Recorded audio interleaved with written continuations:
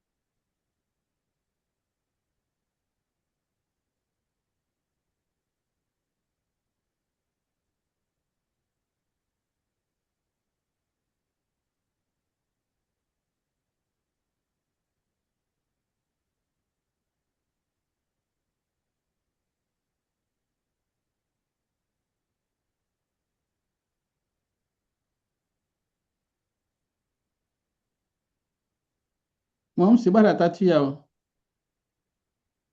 Hello? Mom, si bada tati ya. So they fita here.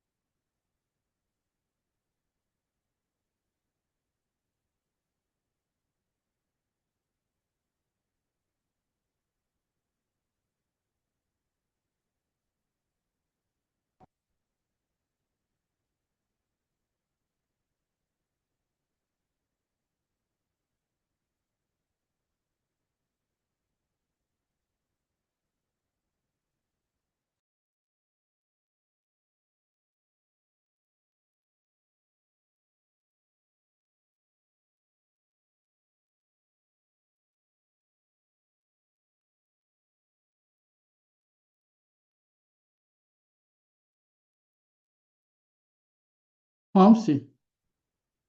Yeah, so mo kwa nuro he mama tengo ikichi me ya mo because on lo de futangana.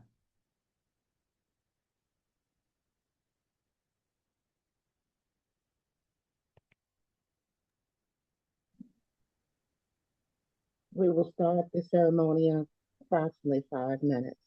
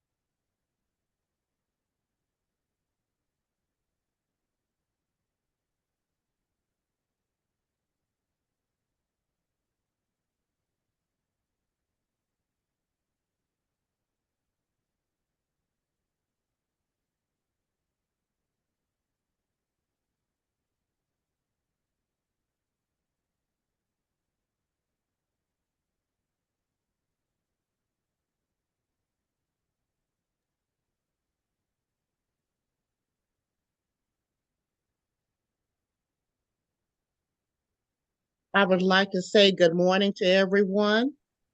I invite Chancellor Akpine to deliver his welcome address.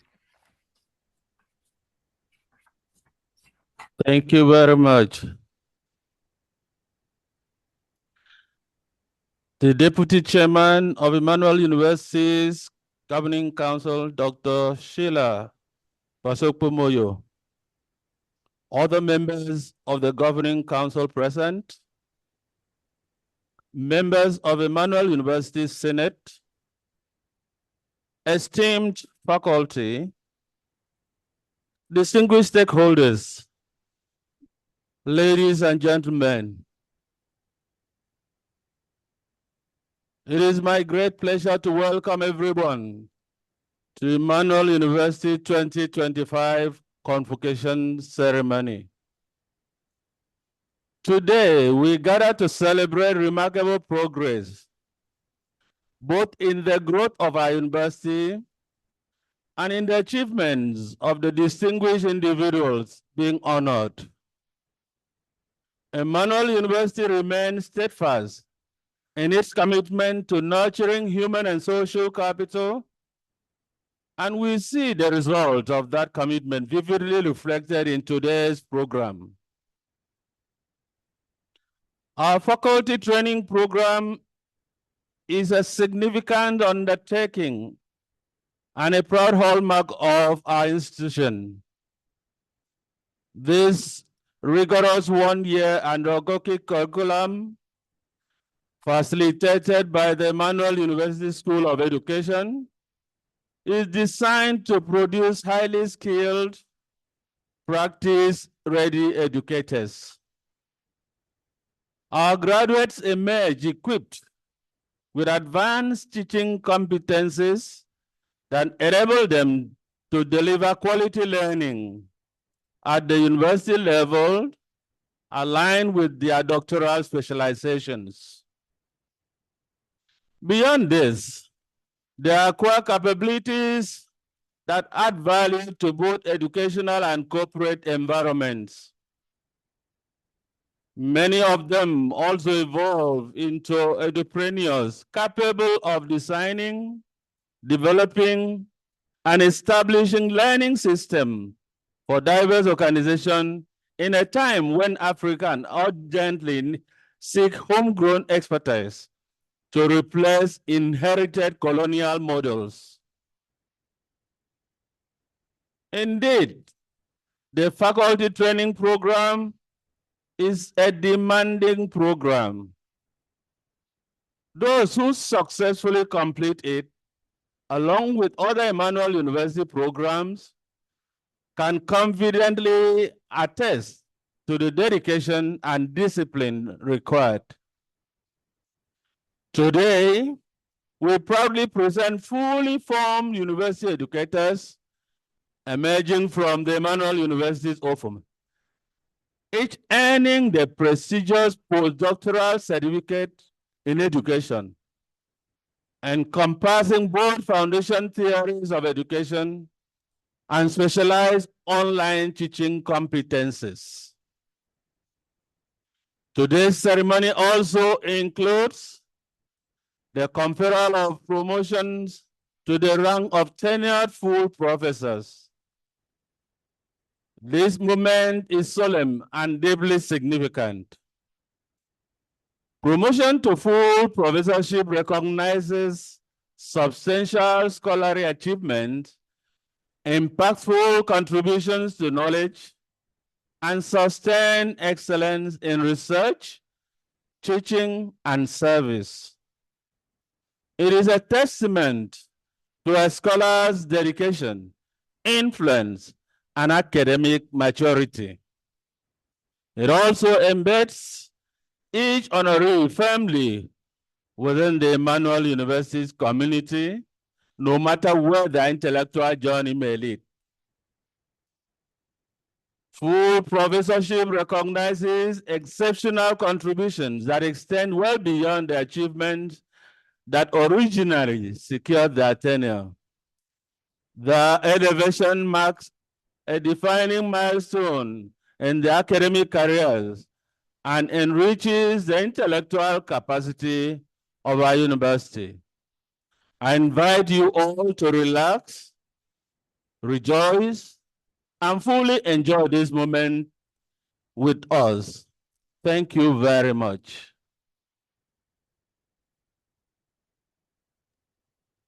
Thank you, Chancellor Khan, for that warm welcome. At this time, I will call on our esteemed Professor Stella.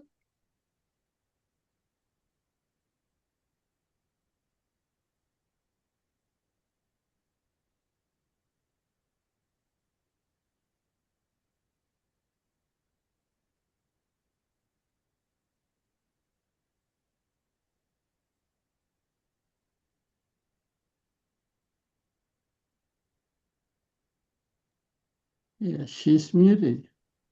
Yes, she's trying to get herself off mute.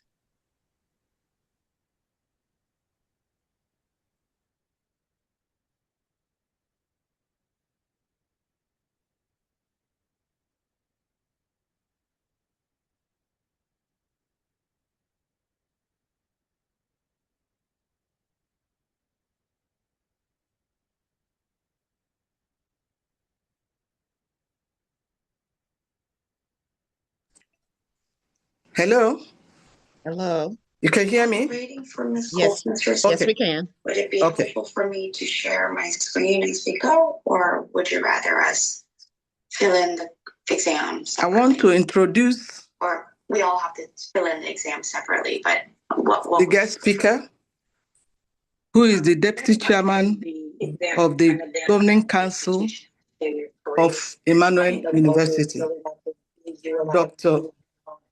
When I ask the question, they fill it in accordingly, and then we will be done. The sooner we get this done, the sooner we can get off this line. Okay, you can leave everything. Can you hear me? Yes. Well, Okay. Please, I invite the guest speaker to come on. Thank you. The first name, last name. Dr. Sheila Basoko. Okay, all right. So on the exam that you have. We have some background noise. Can people mute themselves? All right, thank you very much. Greetings, colleagues, families, friends, and honored guests. Wherever you are in Africa, the diaspora, or any other place in our world community. Today, we've come together, we've gathered together to celebrate and to reflect. This is a moment that reminds us why universities exist. Whether we're here to honor newly promoted tenured faculty, Convocation is a time to acknowledge and to pause as we think about dedication, growth, and purpose. And I'd like to say today to those that we are honoring that you did not come to this moment by yourself and that this was not an accident. You came to this moment because you realized that even when you didn't feel like it, and when days were a burden for you, that you still were inspired to come forward and to fulfill your calling. Your calling is to question. Your calling is to create knowledge and to teach, to innovate, and to open doors, to research, to keep an open mind to different viewpoints.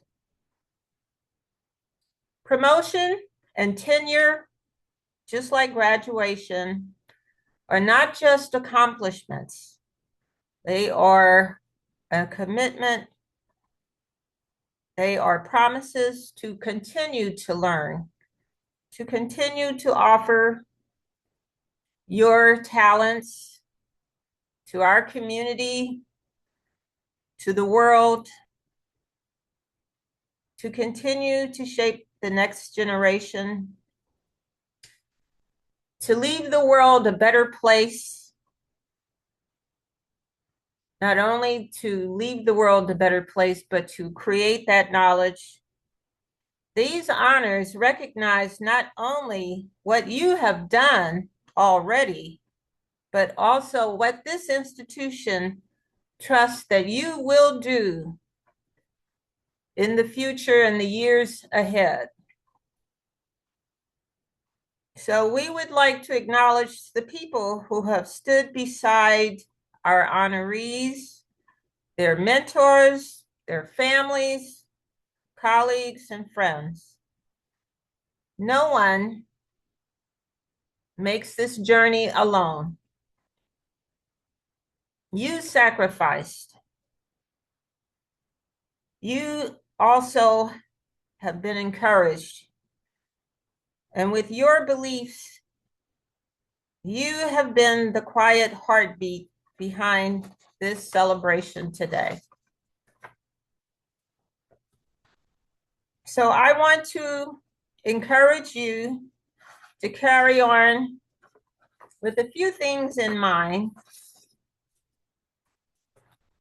First, to continue with your curiosity about life and to keep those important questions in your mind and to share with others, even those questions that might seem uncomfortable, to continue with the courage to ask the difficult questions. They're the ones that will move us forward, to keep probing for answers. Second, continue to be brave, continue to have courage. We need graduates, we need scholars who will continue to challenge the status quo and to imagine what is possible. And to remember community. Remember that the strength of our work grows when we continue to keep open communication, to build bridges across disciplines, across cultures, and across generations. So today, I would like to have you also reflect on the words of Dr. W.E.B. Du Bois, the famous Pan-Africanist. In 1980, his words still ring true today. And this is what he said: "It is today that our best work can be done, not some future day or future year. It is today that we fit ourselves for the greater usefulness of tomorrow. It's today that we fit ourselves for the greater usefulness of tomorrow. Today is the time to plant the seed. It's planting time today. Now are the hours of work, and tomorrow comes the harvest and the playtime. Tomorrow comes the harvest and the playtime." So now we pause in gratitude and pride for all that you have accomplished and all that you will accomplish in the future. So congratulations to each of you. May your next chapter be even more extraordinary than the one that you've already brought up to this point. Thank you.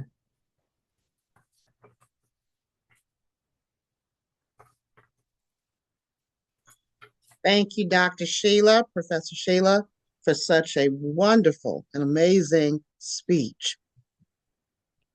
Planting the seed, which will yield a harvest.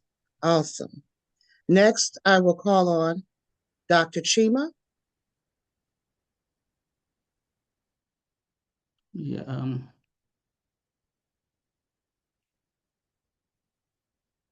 let me try, and I hope I've unmuted myself.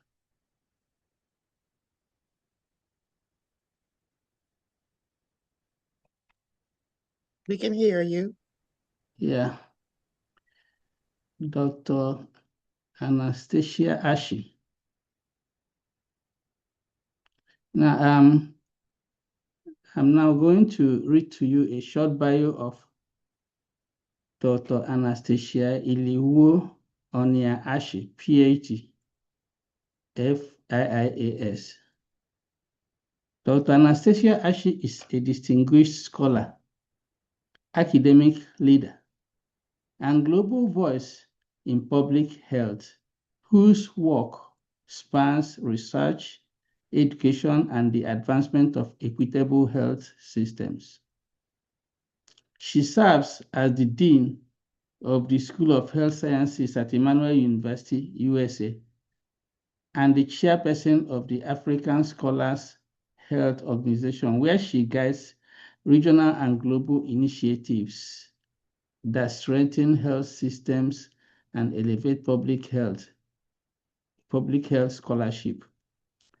Roles through which she provides visionary leadership in shaping the next generation of health professionals and strengthening academic capacity across the continent. A committed researcher, Dr. Ashi, Dr. Ashi has authored numerous books and peer-reviewed articles addressing critical issues in maternal and child health, social determinants of health, health equity, and the complex dynamics of child marriage. Her scholarship is widely recognized for its depth, clarity, and unwavering commitment to improving the lives of vulnerable populations. For more than 7 years, she has been a central figure in Emmanuel University's online learning ecosystem and other academic programs, teaching a wide range of courses and leadership, and leading the Institute's faculty training program, where she has mentored and equipped educators with pedagogical excellence and professional integrity, providing leadership in faculty development across disciplines. A scholar and practitioner in public health, Dr. Ashi's work focuses on strengthening health systems, advancing maternal and child health, and supporting academic capacity building across Africa and the global community. She's an assistant director at the National Youth Service Corps in Nigeria, involved in corps mobilization, inspection, and monitoring, and the consultant facilitator of the NYSC/British Council World Bank joint projects, Debate to Action for the actualization of the Sustainable Development Goals. Her coordination of the project spans the 36 states and the Federal Capital Territory of Nigeria and Sub-Saharan Africa. Beyond Dr. Ashe's academic eminence, she is an accomplished soprano soloist known for her refined interpretations of classical and sacred repertoire, including Mozart's Exultate, Jubilate, and classical works of Handel, Schubert, and Bach. She is also a composer of faith-inspired works such as All Generations Shall Call Me Blessed and Virgin Mother Mary, compositions in which the message gives birth to the melody, often sparked by moments of unexpected inspiration and applause. Dr. Ashe's career reflects a rare and remarkable harmony. The intellectual rigor of a public health scholar, the strategic insight of an academic leader, and the artistic depth of a devoted musician. Her inaugural lecture stands as a testament of a life dedicated to scholarship, service, and the elevation of human being. Dr. Ashe comes highly recommended. Thank you. Back to you, Dr. Cook. At this time, we will have Dr. Anastasia Ashe's speech. The Chancellor, Emmanuel University, Professor Monday Akon, the Deputy Chair, Emmanuel University Governing Council, distinguished colleagues, honored guests, ladies and gentlemen, thank you for being here today. It is both a privilege and a profound responsibility to stand before you today as a newly appointed Professor of Public Health. This is a moment to reflect, to look forward, and to offer a vision. I hope to do all three here. The title of my inaugural lecture is Public Health at a Crossroads, Science, Systems, and the Power of Community.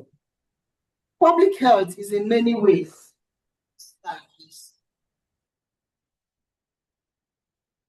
Public health is in many ways the quiet backbone of society. Most visible when it falters, red flags, and too often invisible when it triumphs. My journey, this moment, has been shaped by an abiding conviction that health is not simply the absence of disease, but the presence of systems, environments, and communities that allow people to develop well. The evolving landscape of public health. The field of public health is at a crossroads. We live in an era marked by unprecedented global interconnection, which accelerates disease spread and misinformation. The meteoric spread of a virus is alarming. A virus can circle the globe before a news story can. Misinformation spreads faster than microbes, and the health of one community is inextricably linked to the health of all. It is unavoidably entangled. Yet, our greatest challenges are not biological. They are structural, social, and political. There are persistent health inequities that trace the lines of income, race, geography, and gender. Climate change that reshape disease patterns and threaten the foundations of human well-being. We have the rise of non-communicable diseases that make unhealthy choices the easiest ones. And there is a fragile health system struggling to respond to both chronic needs and acute shocks. Public health is not about isolated interventions. It is about systems thinking, equity, and collaborative leadership. My academic path began with a simple question. Why do some communities thrive and others struggle, even when they have access to the same medical treatments? This question guided my work in the following areas. Epidemiology. Here, I learned to follow the trails of data and that reveal hidden patterns. Health system strengthening. This is where I witnessed the importance of governance, accountability, and long-term investment. Community-based interventions. This taught me that people or communities are not just passive recipients of health, they are co-creators of solutions. Public health policy. This is where evidence must be translated into action through political will and public trust. Across all these areas, my research has focused on connecting science with implementation so that what we know becomes what we do. My scholarly journey. My academic journey has been anchored on maternal and child health. Maternal and child health is an area that mirrors the health and well-being of entire communities. The health of women and children is the heartbeat of public health. Every maternal health is not only a personal tragedy, but a reflection of systemic gaps in equity and care. These are the three principles for the future of public health. Equity must be our North Star, our guiding principle. Health inequities are not natural nor inevitable. They reflect choices, policies, and power structures. Achieving equitable health outcomes requires addressing determinants far beyond the clinic. There are social determinants of health that determine the health of populations. These include housing, education, transportation, employment, safety, security, and social cohesion. We must move beyond describing inequities. We have to dismantle them. The second principle is prevention. Prevention is the wisest investment. Prevention is profoundly impactful. It reduces exposure to risk factors, whether environmental toxins, unhealthy food environments, or structural violence. Prevention saves more lives than any medical intervention. Yet, prevention consistently receives only a fraction of health budgets. One of my ambitions in this case is to strengthen the economic, social, and political case for sustained investment in prevention. The third principle is community engagement.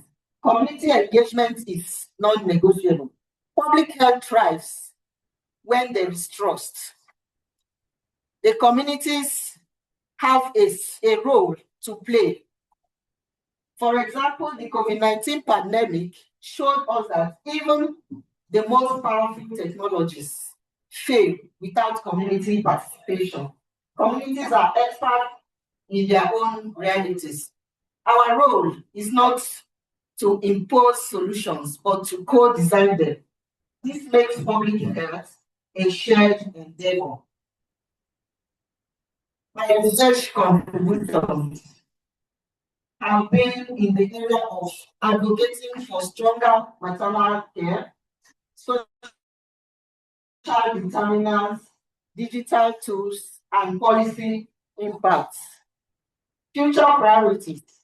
The future generation must be prepared to employ critical thinking, compassion, and creativity with knowledge. Public health demands courage to challenge inequities, courage to innovate and collaborate across sectors and disciplines. We must prioritize primary health care, resilient systems, ethical innovations. In conclusion, I want to reiterate that inaugurations such as this are not endings, but beginnings. Today marks a renewed commitment to public health, to science, to service, and to the pursuit of equity. Together, we can build a future where every woman, every child, and indeed every individual can thrive regardless of where they are born or who they are. Next slide, please. Next slide. I want to use this opportunity to thank my mentors at Emmanuel University. I stand here today because of your dedication and guidance. I thank my colleagues who collaborated. I thank students who inspired and communities who trusted me with their stories, especially the Igbo community of Abuja, whose contributions built up my groundbreaking research on the life experiences of child marriage and its health benefits among young mothers in Nigeria. This research work opened my eyes to a lot of issues that we need to address in public health and plunged me into the research world. Once again, thank you all, and may God bless you. Thank you.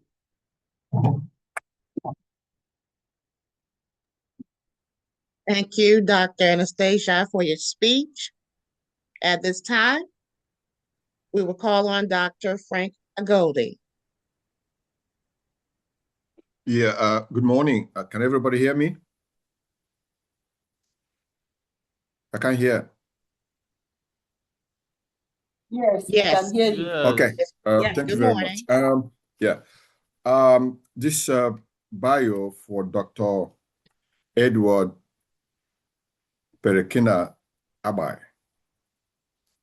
He is a distinguished multidisciplinary scholar, educator, and organizational leader whose career spanned leadership studies, project management, entrepreneurship, and he holds a PhD in leadership and organizational change, a master's degree in project management, and a postdoctoral certification in entrepreneurship, bringing together a unique blend of academic rigor and practical industry insight. Dr. Abai is a faculty at Emmanuel University, Raleigh, North Carolina, United States, and a director of research at International Institute for African Scholars, IIS. And he has served in various academic and leadership capacity across institutions in North America and Africa, where he has contributed a curriculum development, research supervision, institutional development, and strategic educational innovation. His work centers on enabling organizations and individuals to navigate transformation, embrace change, and achieve sustainable growth in competitive environment. His research interests include organizational change, leadership dynamic, and innovation in education, entrepreneurship ecosystems, and the application of emerging technologies such as artificial intelligence to management and development challenges. He has published widely in reputable peer-reviewed journals, presented at international conferences, and contributed thought leadership that bridges scholarship, policy, and professional practice. He has authored over 50 peer-reviewed articles and co-authors, and contributed to over 16 books.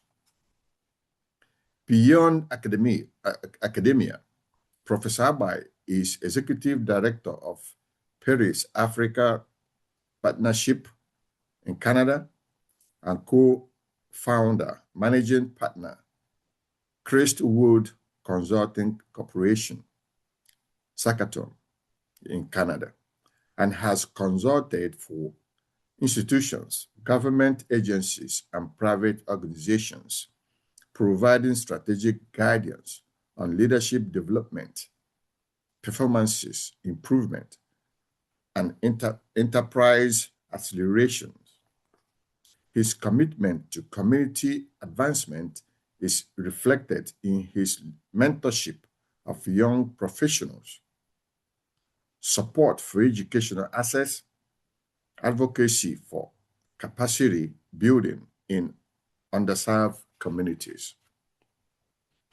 He served on the board of the Ijaw Diaspora Council, IDC, Board of Revision, City of Saskatoon, and Secretary, World Association of Academic Doctors, WAAD. Dr. Abai's career is defined by excellency, impact, and dedication to using knowledge as a tool for transformation. His inaugural lecture marked a new milestone in journey of leadership, scholarship, and service to humanity. I'll now invite Dr. Abai to present his inaugural speech. Dr. Abai. Thank you. Can you hear me? Yes. Okay. Yeah. Yeah. The Senate and Governing Council of Emmanuel University, colleagues, family, and friends, good morning from North America. I am honored to be speaking to you today in this special occasion as I assume the full rank of professorship at Emmanuel University, Raleigh, North Carolina. I am deeply grateful for the confidence this institution has placed in me, and I will strive to always uphold the academic and ethical values that defines this university. Today, as always, I do this in honor of Simeon Tikili, whose passing inspired me to start this incredible academic journey 13 years ago. I also honor the memories of my late father, Swokeme Lelitwa Agbai, DCP retired, Prince Peace HM, Chief Anthony Okoba, PZ Aguinea, and Chief Edmond Olali, alias Papa O. Today, I speak on a topic that is defining this generation of leaders, leading organizational transformation in the age of artificial intelligence and digital workforce. What leaders must know and do next. I have stood on the shoulders of educational and non-profit organizational leaders, like Professor Frederick Wonsu of the Emmanuel University, Raleigh, North Carolina, USA, and International Institute for African Scholar, IIAS fame. Dr. Henrietta Okoro of the World Association of Academic Doctors, WAD fame, and Professor Sele Mondi Gold of the Ijaw Diaspora Council, IDC fame. We are living through the most significant workplace and societal transformation since the Industrial Revolution. Artificial intelligence, automation, digital platforms, and remote work are not things coming tomorrow. They are really shaping how organizations compete today. Across the globe, winners are increasingly defined not by their size, history, or financial resources, but by their capacity to transform faster than the environment around them. Wolf 2021. This has created a new leadership realities. Organizations can no longer change occasionally. They must build the capacity to change continuously. I will be speaking on 4 subsets: the organization, its workforce, leaders shaping the workforce, and the important tools they interact with. artificial intelligence. So why traditional change methods are no longer enough? Historically, organizations operated in predictive cycles, planning, implementation, and incremental improvement. Those days are behind us. Markets shift rapidly, customers' expectations evolve in real time, and competitors emerge from unexpected directions. FITAS 2024. Change management can no longer be a periodic event. It must be sustained culture, capability, and mindset. The organizations that prosper today are agile, technology-enabled, human-centered, entrepreneurial, and continuously learning. This means leadership itself must transform. The rise of the digital workforce. The new workforce is not only human, it includes AI tools, robotic automation, intelligent analytics, and digital platforms integrated into daily operations. Talents can now work from anywhere in the world. Decision-making is increasingly data-informed. Technology is shaping job roles, performance systems, and even organizational identity. However, even a digital tool accelerates performance. They also expose new tensions. For example, how do leaders keep humans engaged in a technology-dominated environment? How do we ensure equity, dignity, and meaningful work? How do we balance automation with inclusion and compassion? How do we guarantee ethical use of AI? These questions cannot be answered by algorithm. They must be answered by leaders. So leadership in an AI-driven era. To succeed today, leaders must embody new competencies. One, strategic and system thinking. Problems today are interconnected. Leaders require a panoramic view and the ability to align decisions across technology, people, economies, and society. Data literacy. Leaders don't need to be data scientists, but they must understand how to interpret data, challenge conclusions, and make evidence-driven choices. Cultural change leadership. Technology does not transform organizations. People do. Without cultural alignment, even the best AI system fails to deliver value. Emotional intelligence. As technology becomes more powerful, humanity becomes more important. Empathy, listening, mentorship, and psychological safety are the leadership differentiators of the future. Ethical leadership.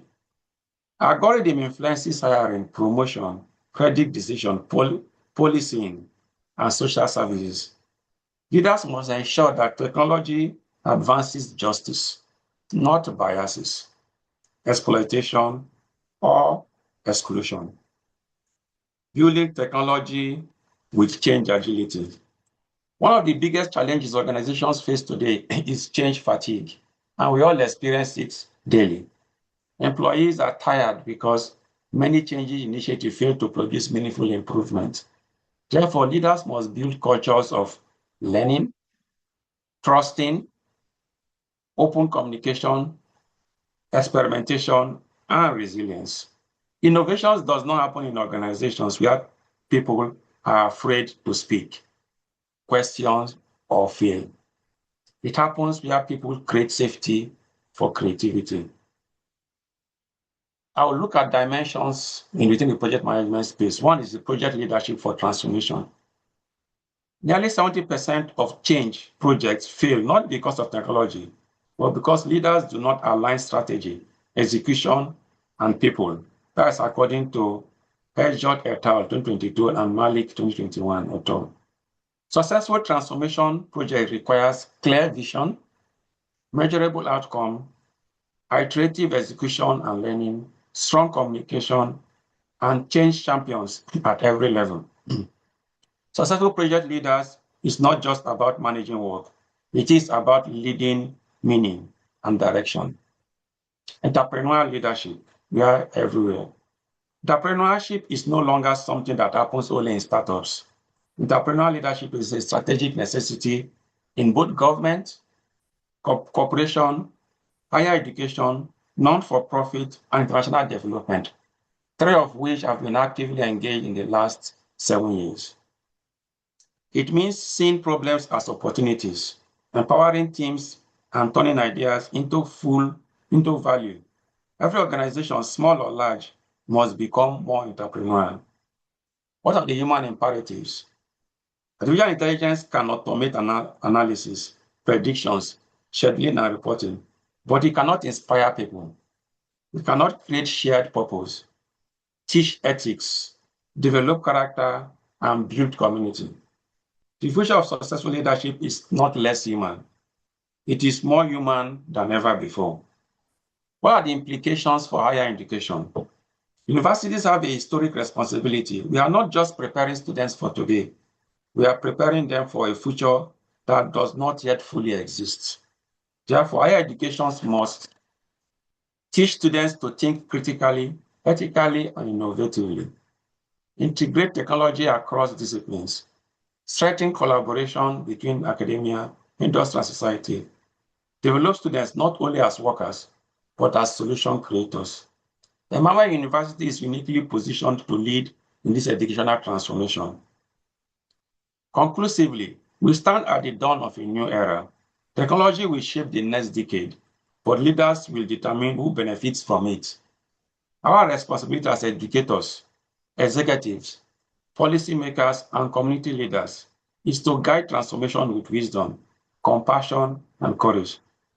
Let us also build organizations that use technology without losing humanity, innovate without abandoning ethics, transform without leaving people behind. The future is something we wait for. The future is not something we wait for. It is something we lead into existence. I want to thank my lovely wife here, Mrs. Ebie Mary Agbai, for her support all these years. My three lovely children, Tare behind me, Tekena, and El Adabi, for believing in my vision, and finally, the woman who brought me into this world, Mrs. Clarice Agbai, for her abiding faith in her children. I want to thank you all for listening. Thank you.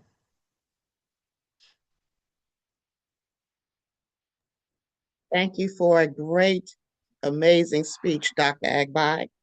At this time, I will call on Dr. Sheila Basopo-Moyo. Thank you for those wonderful speeches on public health and also leadership and artificial intelligence. As the governing council chair, I would like to invite the chancellor, Professor Monday Akpan, to promote and tenure Dr. Anastasia Ashi. Thank you. Dr. Anastasia Ashi has consistently demonstrated exceptional dedication and excellence across all tenured specific requirements, even when nobody watched. Her record of service and activities reflect a high level of commitment to the university's academic mission. Dr. Ashi has met and surpassed the established standards in teaching, research, service, seminars, and workshops for promotion to the rank of full professor with tenure. In recognition of these outstanding achievements and unwavering professionalism, I hereby promote her to full professor with tenure and confirm her for the role of Deputy Registrar for the university. Please join me in congratulating Professor Anastasia Ashi, PhD, on this well-deserved accomplishment.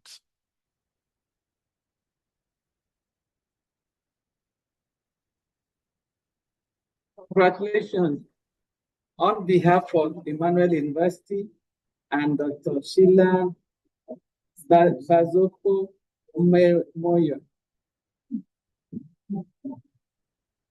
I present this certificate to you.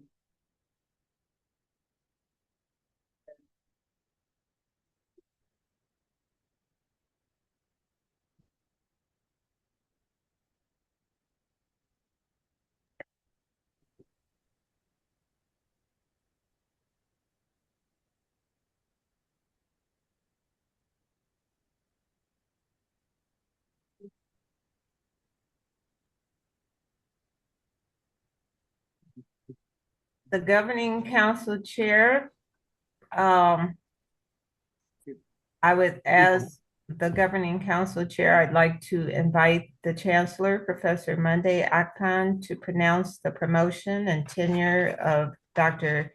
Edward Agbai. Thank you.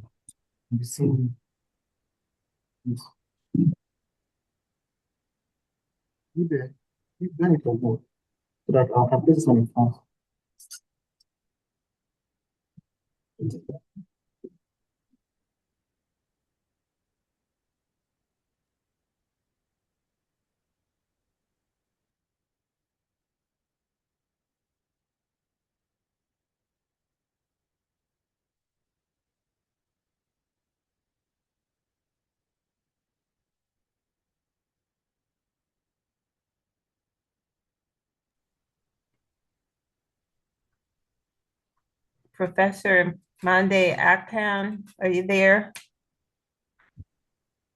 Thank you.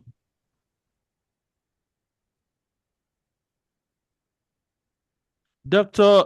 Edward Agbai has consistently demonstrated exceptional dedication and excellence across all tenure-specific requirements, even when nobody watched. His record of service and his activities reflect a high level of commitment to the university's academic mission.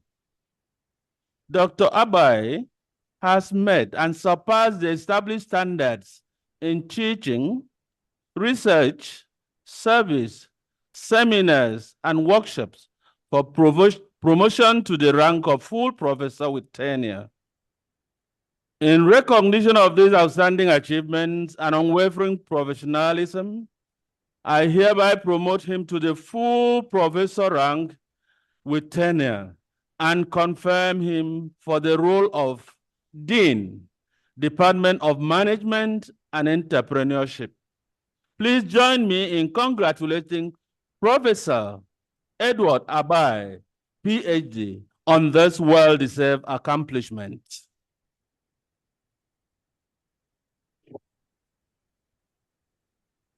On behalf of the Senate and Governing Council of Emmanuel University, Raleigh, North Carolina, I hereby present to you your letter of promotion. Thank you and congratulations one more time. Thank you.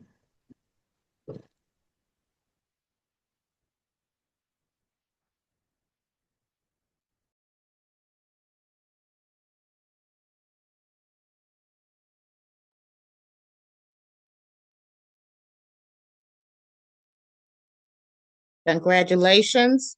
At this time, I call on Dr. Sheila Basoko Moyo. Upon the recommendation of the Emmanuel University Senate and faculty at the respective levels, and by the powers vested in me by the state of North Carolina here in the United States of America, I hereby sign off on the new ranks of Dr. Edward Agbai and Dr. Anastasia Ashi. I also hereby confer the postdoctoral certificate in education on the graduating full-time professors, candidates with all the rights and privileges thereto appertaining and admit them into the core faculty ranking at Emmanuel University. You may now turn your tassel to the left side. Congratulations to you and to the newly tenured faculty.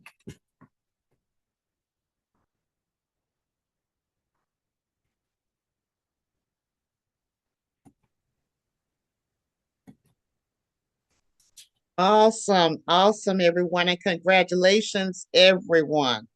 Awesome. At this time, I'm going to call on Dr. Jonathan Landadu to present the faculty training program.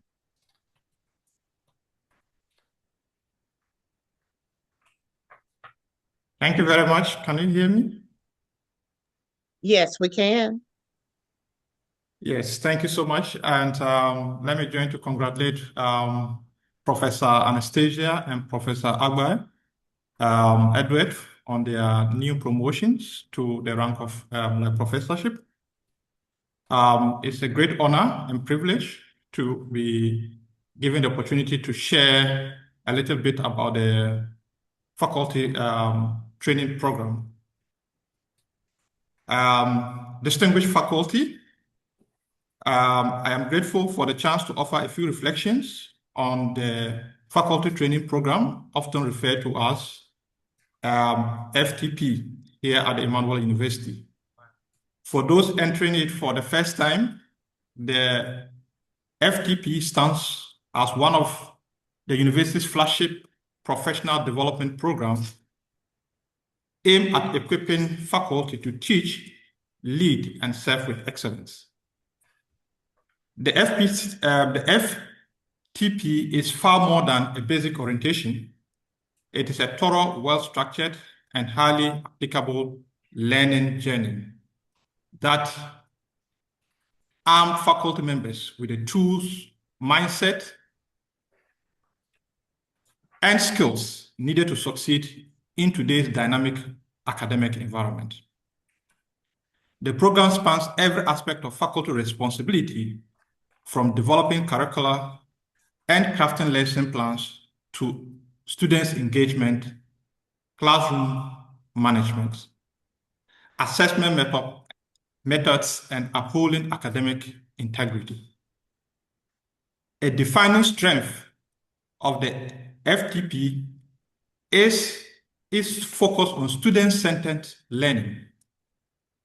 Participants learn to craft educational experience that go beyond information delivery to ignite critical thinking, creativity, and intellectual curiosity. The program emphasizes teaching with clarity, empathy, adaptability, and rigor. And these are key traits essential for nurturing the leaders of tomorrow. Digital literacy is another critical area of the program. Digital literacy is another critical area the program addresses. Faculty are trained to navigate the university's digital platform confidently, communicate effectively with students, and facilitate hybrid and full online learning when necessary. Skills are not negotiable in today's educational landscape. Equally important is the focus on professional integrity and leadership. Through mentorship, reflection, and ongoing feedback, the FTP helps faculty articulate their teaching philosophies and grow into their leadership role. It promotes collaboration, ethical academic practices, and lifelong learning. And these are cornerstones of Emmanuel University academic ethos. Having personally completed the program, I can attest to its transformative impact. It has shaped my facilitation skills, enriched my approach to teaching, and deepened my connection with students and academic community. While the journey is challenging, it is equally supportive. By the end, you will not just live with new skills, you will live with a renewed sense of mission. Let me conclude by saying the faculty training program prepares educators not just to teach, but to inspire, not just to manage classroom, but to cultivate communities of learning, and not merely to meet expectations, but to set new standards of excellence. To those graduating today with a postdoctoral certificate, this is a milestone worth celebrating. It reflects your perseverance, commitment, and passion to academic distinction. Congratulations, and thank you for allowing me to share in this moment. Thank you very much. Thank you. At this time, I would like to say congratulations to all of the graduates and in your promotions. And at this time, we can mingle, get to know one another, and this is the end of the program. Thank you all for coming. Thank you, everyone. And once again, congratulations. Thank you. Thank you. Thank you. Congratulations, Dr. Abai. Congratulations. Congratulations. Congratulations once more. Dr. Congratulations. Dr. Abai, Dr. Aiki, congratulations. Congratulations, Dr. Anastasia. Congratulations, Dr. Anastasia and Dr. Professor Abai. Thank you, Dr. Monica. Yes, sir. Thank you, Dr. Abai. Now, Professor Abai. Thank you. I want the opportunity to thank my friends who found time to attend. I thank Professor Mrs. Anne Zebu, who represented Emmanuel University. I thank Professor Silas Chejele, Consultant Gynecology, Department of Obstetrics and Gynecology, Federal University of Health Sciences, Benue State.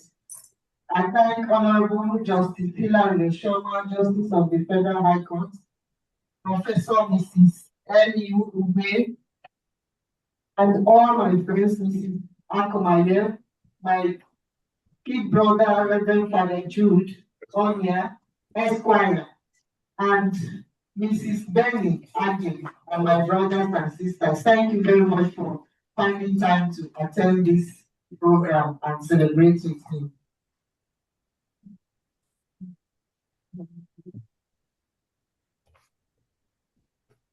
Congratulations. Thank you.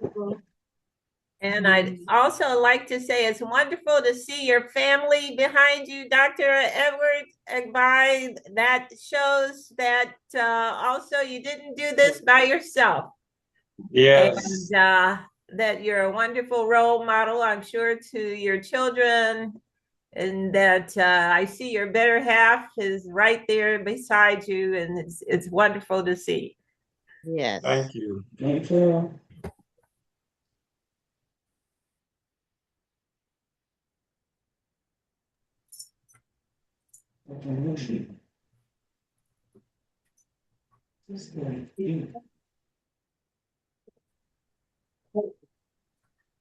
I want to thank on the existing protocol established here to congratulate Professor Mrs.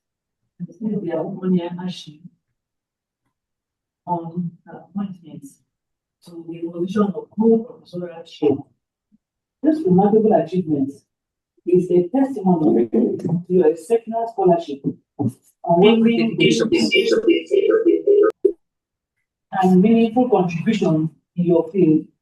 Your leadership, commitment to excellence, and passion for advancing knowledge have clearly distinguished you among your peers. This new role not only reflects your accomplishments, but also signal the profound impact you will continue to make in the years ahead. Wishing you continued success as you take on this well-deserved honor. May this milestone inspire even greater achievements and open new opportunities for innovation. Congratulations, Professor Agbai. Congratulations. Thank you, Victor.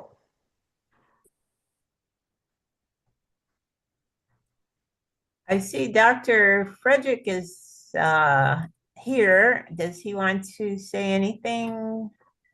Dr. Nwosu? Dr. Fred Nwosu?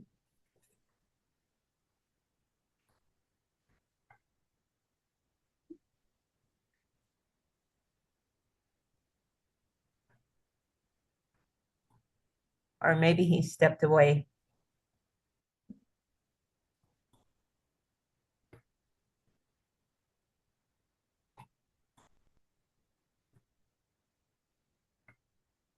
I'm just curious, where is everybody from? I'm coming from, I'm here in St. Louis, Missouri.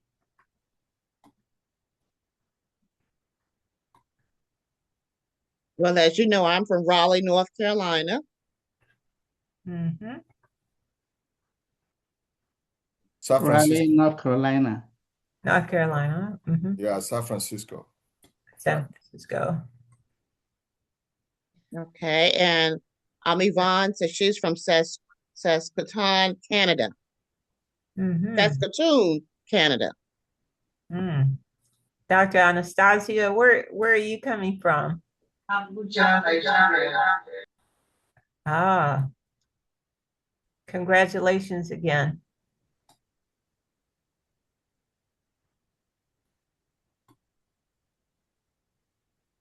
From Minnesota here. Mm-hmm. Okay.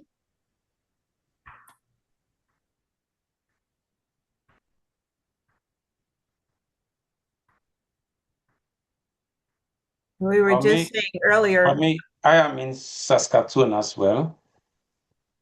Oh. Okay, awesome, Canada. Saskatoon, Canada.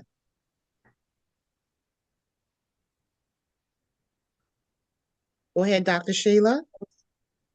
Okay, I was just about to say earlier, we were talking about all the snow that's here in St. Louis, and Dr. Agbai was saying it was minus 21 in Canada. So that was something that I couldn't even imagine what that's like to live in a place like that. So.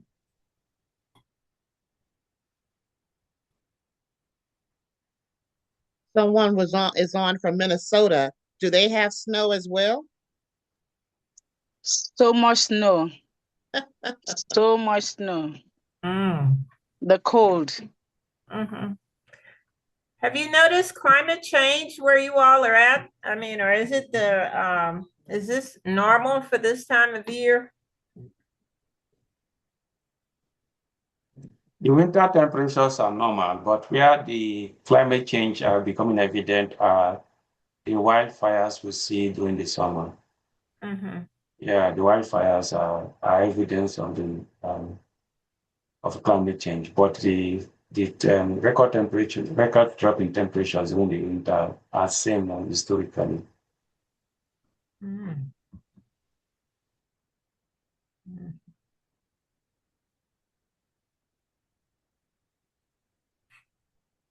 Professor Wosu was indisposed of at the moment, but he would like to say congratulations to all of the graduates as well and those who were promoted.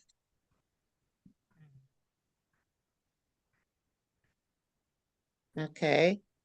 Oh, wow. Somebody just Yvonne said stream cold, -50. -50. Oh my gosh. Okay. I just want to know, how does everyone navigate with the coldness? I have never experienced negative temperatures. We've just experienced 0 degrees, but never experienced any extreme negative temperatures. How do you navigate with those temperatures, and how do you maintain your vehicles in those extreme temperatures? Vehicle parts is a little bit tricky. You need to have a balance of, you need to monitor the temperatures so that way you plug your cars depending on the temperature. For For other things, how do we navigate? Like you, just as you navigate 0, we just do appropriate dressing. You don't dress what you dress in the summer during the 0, right? The same thing, you don't dress during the 0 during the -30. So this appropriate dressing, right dressing just fits. That's how you survive. I mean, do you actually walk? You see people walking outside in those temperatures? I mean, do they wait at the bus stop or? Yes, people go to work, normal life continue, normal. But they don't walk the dog and the cat, they walk the dogs like every other time, right? But yes, people go to work. We go to work every day. Every day is a work day. Yeah. The coldest we've had here in St. Louis is maybe -7, and that is unusual. So Yvonne says, life continues, bills don't pause. And that I know that will not happen. And invite us over. You are always welcome, Yvonne. Always.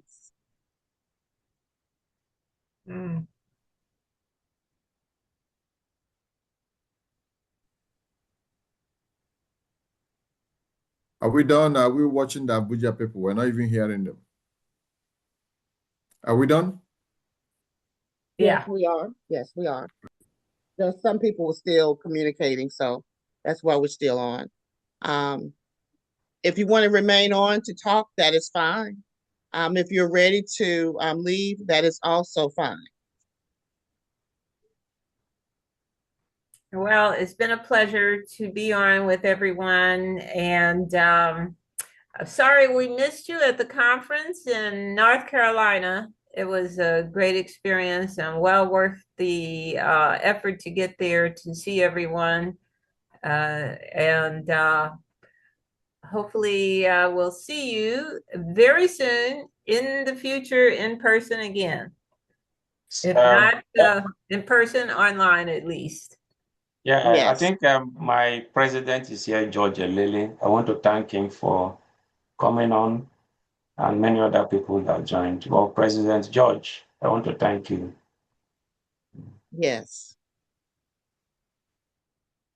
Thank you. Thank you, Professor Edward. Thank you for the yardsticks or the achievements you constantly achieve and how you give us that measure to be able to go ahead. So once again, another feather to your cap.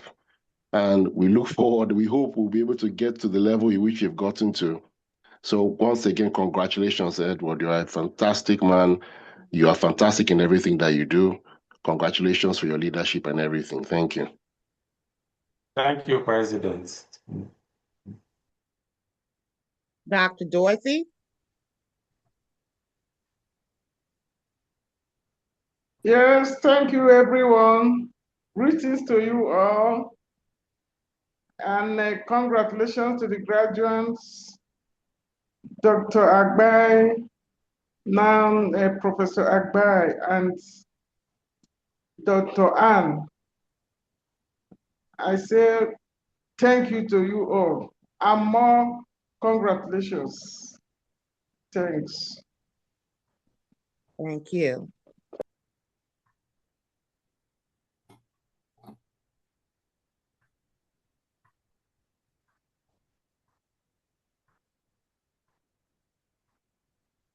I pray that everyone have a blessed day, and hopefully we will see everyone in the future very, very soon. And for Dr. Sheila, I'm not sure where the conference will be next year, but we were thinking in your area. But we will place the information out in regards to the conference.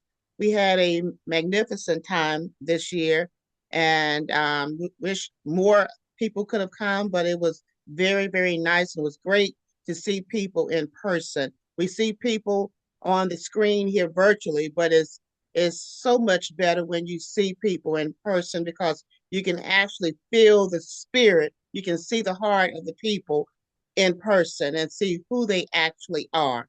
So In the future, we hope to be able to meet you all in person.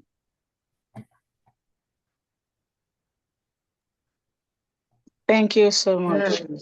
Yes, thank you. Thank you, everyone. Thank you. Thank you. Bye. All right, Bye, goodbye to everyone. everyone. Bye. Yeah, bye. Season's greetings, everyone. Enjoy the holidays. Yeah, thank you, We Chiga. will. All right. Bye now. Yeah, Bye.